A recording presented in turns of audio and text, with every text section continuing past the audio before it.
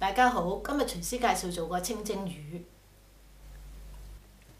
條魚洗乾淨下佢，裏邊嗰啲污糟嘢搣乾淨佢，跟住鉸剪剪下側邊啲地方。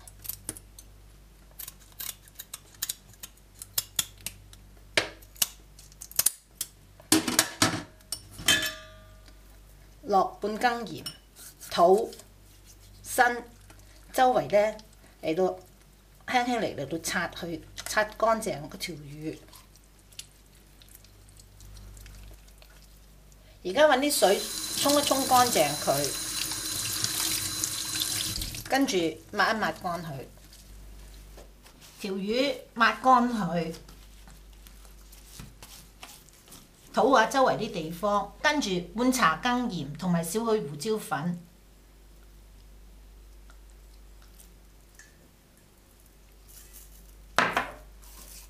輕力成條魚嚟到搓勻佢。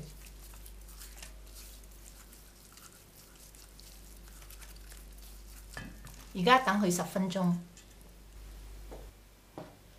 蒸籠擺啲凍水喺裏邊，一陣蒸魚肉。切5片薑，我正話已經切咗一啲喺度㗎啦，2片係切絲。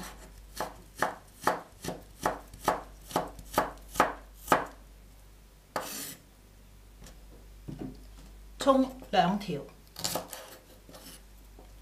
個頭嗰度輕力切一切佢。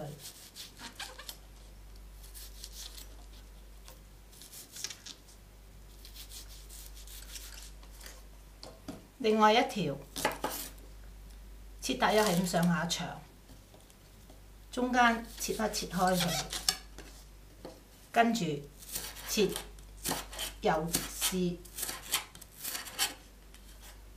其都係咁做一條葱，我正話已經做咗一啲㗎啦，揾啲水嚟到浸住佢。而家10分鐘後水又滾啦，我將條魚擺落啲葱同埋3片薑上邊，跟住擺入去裏邊蒸大約10分鐘。蒸魚係睇時間，有陣時啲魚係蒸耐啲，蒸多2分鐘。如果係大條嘅，細條或者係8分鐘。一陣間我轉盤，我而家擺一啲熱水喺個碟裏邊，興住個碟。4分鐘之後再換過一啲熱嘅水嚟興住個碟。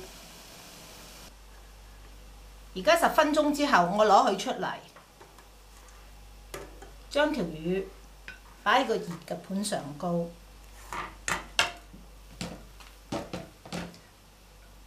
擺一啲青葱絲。而家我哋去煮汁，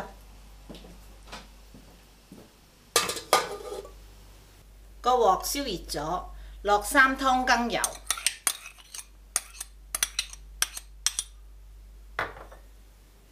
落嗰2片薑絲，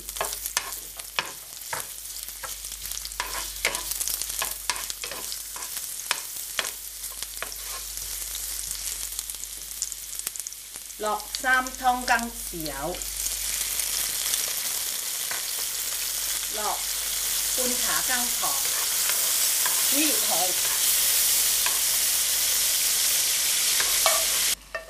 而家煮熱咗嗰啲汁淋落去上煲嗰度，